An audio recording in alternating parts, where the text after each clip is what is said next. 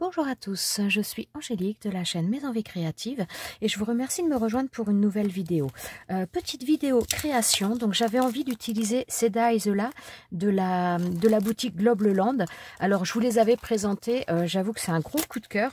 Quand je vous les avais présentés lors de la vidéo, je vous avais, dans la vidéo haul, je vous avais dit que voilà, pour un calendrier de l'Avent, puisque ça allait du 1er au 31, je trouvais que c'était génial pour, voilà, ça fait vraiment gagner énormément de temps par rapport aux découpes, mais ils peuvent donc servir pour un calendrier de l'Avent sans aucun problème, je trouve ça génial, mais on peut également s'en servir autrement, et c'est ce que j'ai envie de faire. J'ai envie de faire une carte d'anniversaire en utilisant ces dies-là.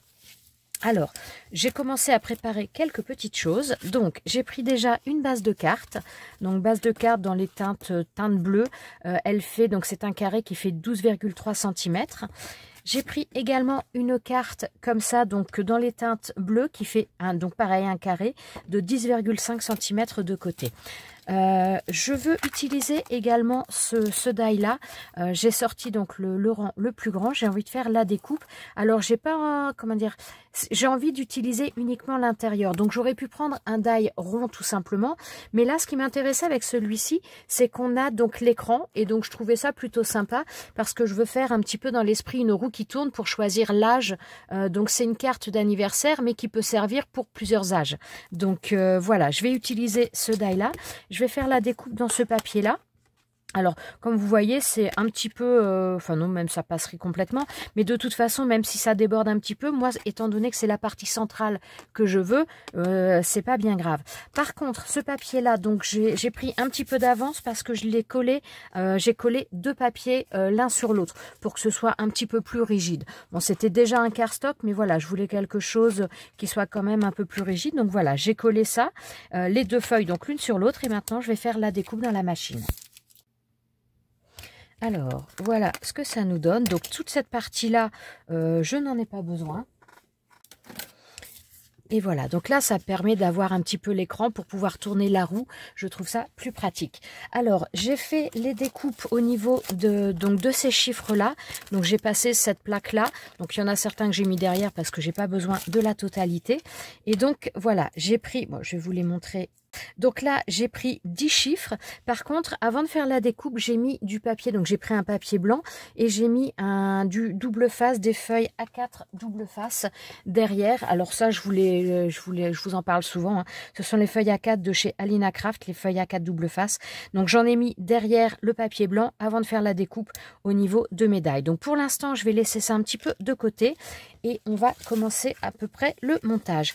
Donc, en fin de compte, cette roue-là va venir derrière.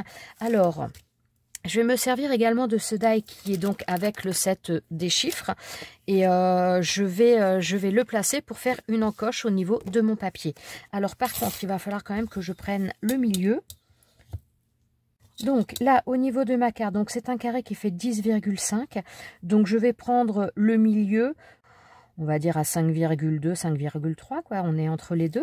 Donc, c'est simplement pour me faire un petit repère. Et maintenant, je vais venir placer mon die. Alors, je vais plutôt le mettre dans ce sens-là pour bien voir. Non. Donc, je vais venir le placer comme ça. Donc, vraiment au bord. Et de manière à avoir la partie un petit peu de... Pas avoir toute la découpe, à avoir, voilà, la partie un petit peu de l'embossage là, je veux qu'elle soit à l'extérieur. Donc, je vais placer ça dans la machine de découpe. Alors, donc, ça nous donne ça. Et donc, ça va permettre d'avoir, voilà, ça va nous donner ça par la suite. Alors, ce que je vais faire déjà, donc je ne vais pas placer pour l'instant ma roue, mais je vais la placer grosso modo, tout simplement pour savoir à quelle hauteur je mets mon double face. Donc, je prends un double face assez fin, puisque là, j'ai pris quand même quelque chose, j'ai pas énormément de place. Alors, voilà, au niveau de la taille, on est bon. Donc là, je vais rajouter quand même au niveau des coins. Ok, donc là, on est bon. Donc déjà, première des choses, je viens faire bien adhérer tout mon double face.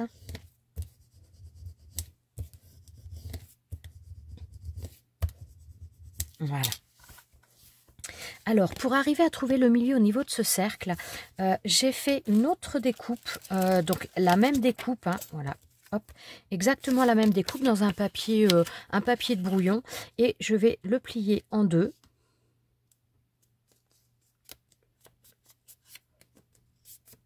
Donc voilà, je le plie en deux et je vais le replier également en deux.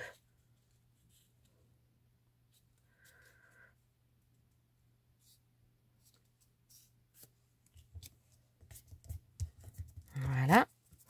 Et donc, une fois que je le déplie, donc la croix au centre, eh bien, c'est le milieu de mon cercle. Voilà. Donc là, j'ai décidé d'utiliser une petite attache parisienne. Donc j'ai pris celle-ci en forme de flèche.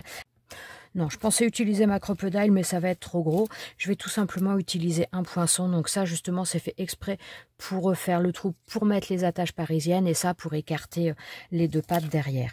Donc, je reprends... Alors, attendez, hop, je vais revoir un petit peu mieux. Voilà, je prends bien le centre au niveau de celui-ci et tout simplement, je vais venir le reporter là-dessus. Donc, je replace mon papier sur l'autre, donc pour avoir le bon gabarit, et je viens percer. Voilà, et donc là j'ai mon comment dire, mon gabarit qui est percé. Je vais y arriver. Alors maintenant je vais faire exactement la même chose sur celui-ci. Donc tout simplement, déjà je commence par le positionner où je le veux. Alors voilà, savoir est-ce que je veux qu'il ressorte un petit peu plus ou pas.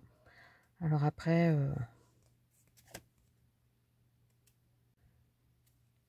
Voilà.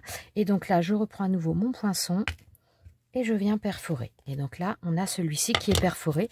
Et ce que je vais pouvoir faire tout de suite, c'est tout simplement mettre mon attache parisienne. Donc voilà. Et je vais venir écarter ensuite mes pattes. Voilà. Alors, ouais, j'allais dire, faut pas que je serre trop pour que ça puisse bouger, mais ça tourne bien sans difficulté. Hop.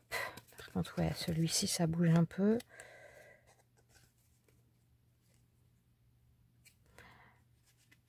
Alors, je vais voir. Ouais, il a tendance à bouger celui-ci un tout petit peu. Donc, ce que je vais faire, je vais le desserrer un petit peu et je vais mettre un petit... Ouais, un petit enamel dot, enfin, bien qu'il y ait un petit peu une surépaisseur, mais je vais mettre un enamel dot ici. Donc, comme ça bouge un petit peu quand même à force de le tourner, je vais pas mettre un enamel dot, mais je vais mettre des petits carrés de mousse. Ouais, ça va être bon. Voilà.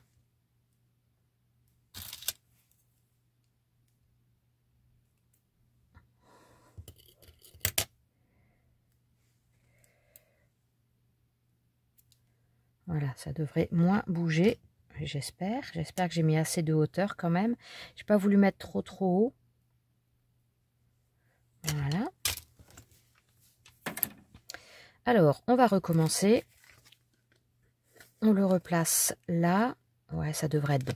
Alors, avant de le replacer, naturellement, j'enlève la mousse, enfin la protection. Parce que sinon, ça ne collera pas. Hop, voilà. Et donc, je le replace à l'intérieur maintenant dans mon cercle. Et je viens à nouveau écarter mes pattes. Voilà. Et donc là, voilà. Ça permet que ma flèche ne bouge pas. Donc là, on est bon. Alors, maintenant, donc j'ai mes numéros que j'avais mis là. Eh bien, ouais, je vais venir... Ouais, j'aurais pu les coller un peu avant, mais bon, bah, c'est pas grave. Ouais, je vais quand même redéfaire. Il paraît que faire et défaire, hein, c'est travailler. Donc, alors, je vais placer quand même le premier d'abord en référence pour me donner un petit peu un écart par rapport à ma bordure. Alors, attendez, hop. Et après, je vais enlever pour terminer de mettre toutes les étiquettes. Hop. Voilà, donc je mets le numéro 1. Voilà, comme ça. Alors maintenant, j'enlève ça. Et je vais pouvoir les placer. Alors.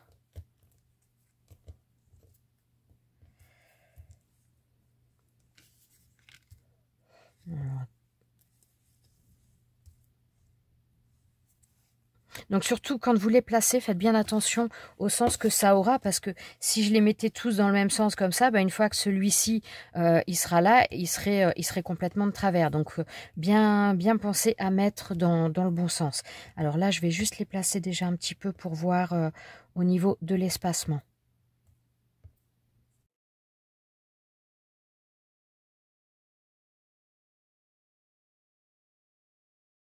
Ok, bon, et bien on est parti. Donc là, je colle tous mes numéros, donc surtout, je fais bien attention à être dans le bon sens.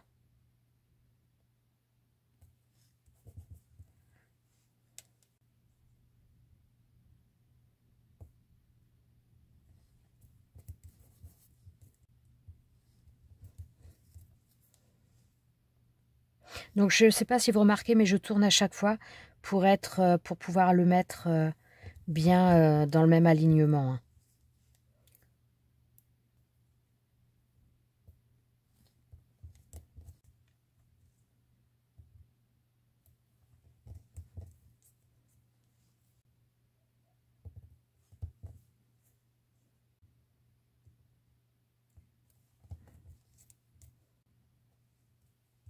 Voilà, alors hop, on vient bien aplatir les choses et on va ensuite pouvoir remettre ma roue là-dessus. Voilà. Hop, voilà, et donc là on a nos différents âges qui sont bien placés. Voilà. Donc avant de coller ça maintenant sur ma base de carte, je vais voir un petit peu au niveau de la décoration. J'avais envie d'utiliser, de faire une carte un petit peu petit garçon, enfin petit garçon entre guillemets, après je sais pas trop, mais voilà, et d'utiliser ces dinosaures là. Donc je vais venir faire les tamponnages.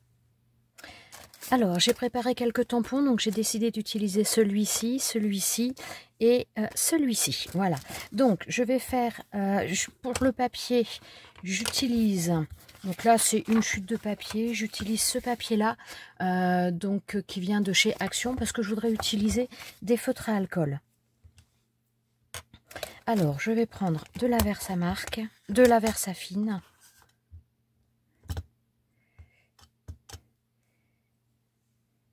Bon, même si j'ai dépassé un petit peu, voilà. Hop. Alors, je nettoie tout de suite mon tampon à la file. Donc là, c'est avec une plateforme de nettoyage. Celle-ci, elle vient de chez Alina Craft.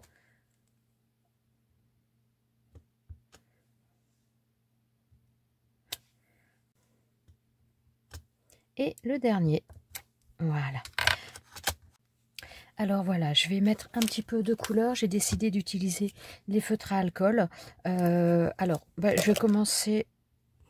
je vais les laisser comme ça. Je vais les découper au fur et à mesure. Donc je vais commencer par celui-ci, donc un Diplodocus. Alors j'ai pris, j'utilise des feutres à alcool de chez Action. J'ai pris le 47 et le numéro 48. Alors moi par contre, ce sont absolument pas dans les derniers. Hein, ce sont des feutres qui ont déjà un certain temps.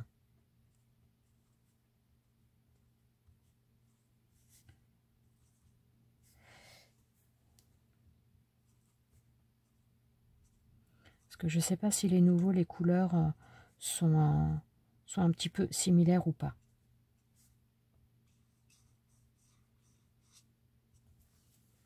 Ah oui, par contre, j'ai pas pensé, mais va pas falloir que j'insiste trop, parce que j'ai fait mon tamponnage avec de la Versafine, et la Versafine et les feutres à alcool, c'est pas l'idéal. Quand on travaille les feutres à alcool, le mieux c'est c'est d'utiliser, ça y est, j'ai perdu le nom de l'encre. De la Memento, voilà. Moi, je n'en ai pas, en tout cas, j'en ai pas en noir, j'en ai en bleu marine, mais pas en noir. Donc, je vais vraiment passer de manière très simple et surtout pas trop insister parce que sinon, voilà, le noir est en train de baver.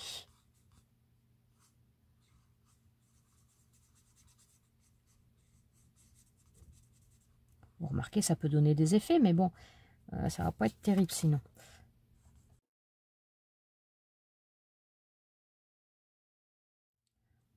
Bon voilà, je vais faire vraiment une mise en couleur tout à fait basique parce que en plus ça fait quand même très longtemps que je n'ai pas fait et comme je vous ai dit avec la Versafine c'est pas l'idéal. Voilà, on voit que ça bave énormément. Donc je mets en couleur. Alors je vais utiliser donc là ces feutres là pour celui-ci. Je vais utiliser également ceux-là. Je vous les montre mais je ne vais pas faire la mise en couleur avec vous, ça va être long. Puis honnêtement là c'est vraiment du coloriage basique, hein. Donc le 24, le 104 et le 91. Donc ça, ce sera pour celui-ci. Et pour celui-ci, le ptérodactyle, je vais utiliser le 31, le 94 et le 97. Donc je vais vraiment faire du coloriage basique.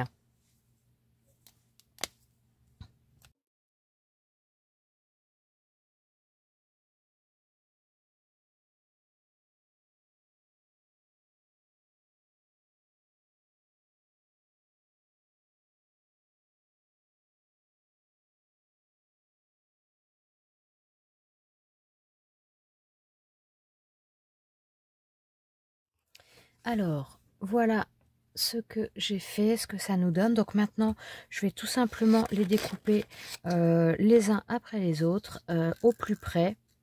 Je vais essayer de faire ça, voilà, en douceur. Donc voilà, pour ça j'utilise des ciseaux de précision. Ce sont des ciseaux de chez We Are Memory Keeper. Et donc voilà, je vais faire une petite séance de découpage. Alors pour celles qui débutent, parce qu'il y en a pas mal là qui a priori débutent et qui viennent de rejoindre ma chaîne. Donc quand vous découpez comme ça des choses, ce sont donc la main qui tient les ciseaux ne bouge pas. C'est l'autre main qui guide le papier et donc qui fait bouger les choses. Donc voilà. Donc là, la main qui tient le ciseau, elle est quasiment statique. Elle ne fait qu'ouvrir et fermer les ciseaux. Et c'est l'autre main qui va guider le papier.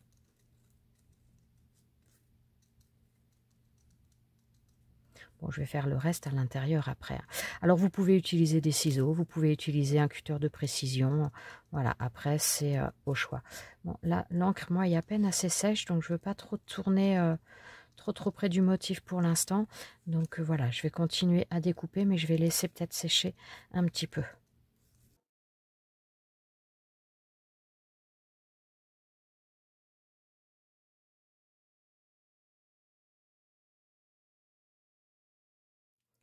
Hop.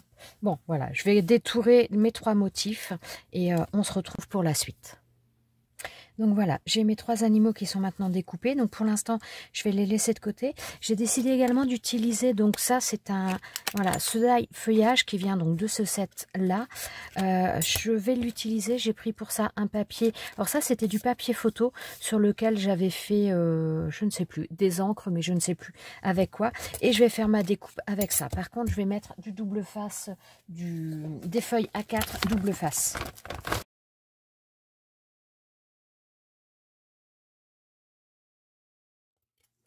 Donc, je vais passer ça dans la machine de découpe.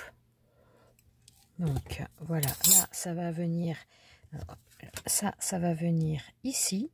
Alors, voilà, je voudrais mettre mes dinosaures là, celui-ci, et puis celui-ci, comme ça. Alors, ceux-là, par contre, j'ai pas mis de colle derrière, enfin, de double face, donc il va falloir que je mette de la colle.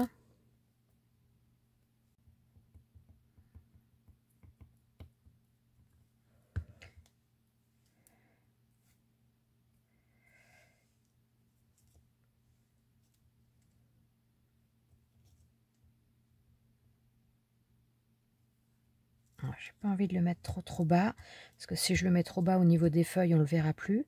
Donc voilà, ensuite je vais faire la même chose avec celui-ci. Voilà, et donc maintenant je vais venir coller mon feuillage, enfin mon feuillage, mon herbe.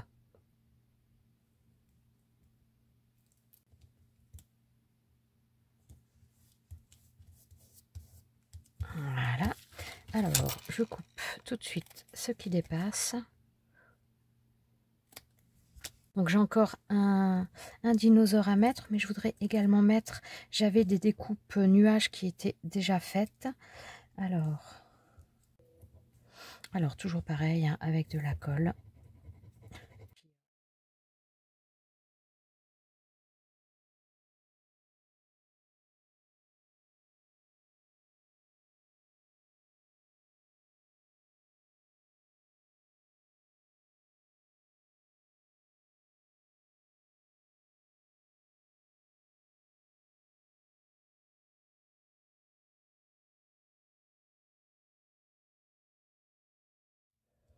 Voilà. Donc là, mes nuages sont posés. Donc maintenant, je vais venir coller mon ptérodactyle. Voilà.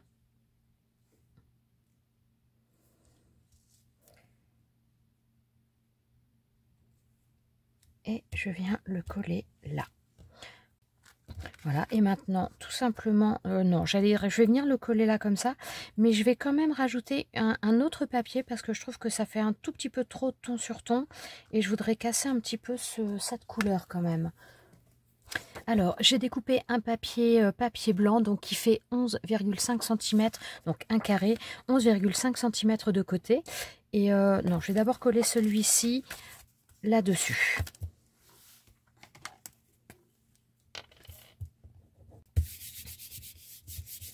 Et donc maintenant, je vais enlever le double face que j'ai là et je vais venir coller ça sur ma carte. Donc ça nous donne ça et ensuite on n'a plus qu'à tourner la roue pour choisir l'âge que l'on décide de mettre sur cette carte. Alors pour terminer cette petite carte, j'ai décidé de mettre un petit autocollant Happy Birthday. Alors ça, je ne sais plus exactement de quel bloc il provient, mais ça vient de blocs de chez Action, des blocs comme ça. Voilà, moi j'en ai comme ça que j'utilise assez régulièrement. Et donc j'ai décidé d'utiliser cette phrase-là, de la mettre ici. Donc voilà, au niveau de l'écriture, elle était petite et ça me convenait bien. Donc voilà, je viens la coller ici, voilà. Et voilà, maintenant cette carte est terminée. En plus, elle est sympa parce que ça donne aussi un petit côté brillant à cette carte vu qu'elle n'en avait pas. Donc voilà, cette carte est maintenant terminée. J'espère qu'elle vous a plu. Honnêtement, moi ces chiffres-là, je suis vraiment super contente de les avoir trouvés. Pour les calendriers de l'Avent, mais pas que, puisque voilà, vous voyez qu'on peut faire également d'autres choses avec. Donc moi j'ai fait une carte avec multi-choix au niveau de l'âge. Mais donc ça, on peut le faire avec, on va dire, un petit peu tous les chiffres que l'on veut. Si on veut faire une carte adulte, une carte enfant, on peut changer un petit peu les choses. Après, on peut mettre également plus de chiffres dès l'instant qu'on va utiliser un rond un petit peu plus grand. Et voilà, pourquoi également ne pas utiliser le principe un petit peu d'une horloge avec une flèche pour indiquer également aussi les âges. Enfin voilà, il y a vraiment plusieurs manières de les utiliser, mais je trouve ça vraiment super. Et ces petits tampons dinosaures, honnêtement, ils sont très très sympas.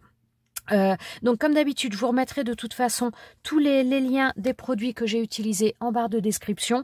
Ces produits-là proviennent de la boutique Lobe Le Land. Je vous remettrai les liens directs vers la boutique. Et n'oubliez pas également que vous avez un code promo qui est en lien avec ma chaîne. Je vous mettrai tout ça à nouveau en détail dans la description sous la vidéo.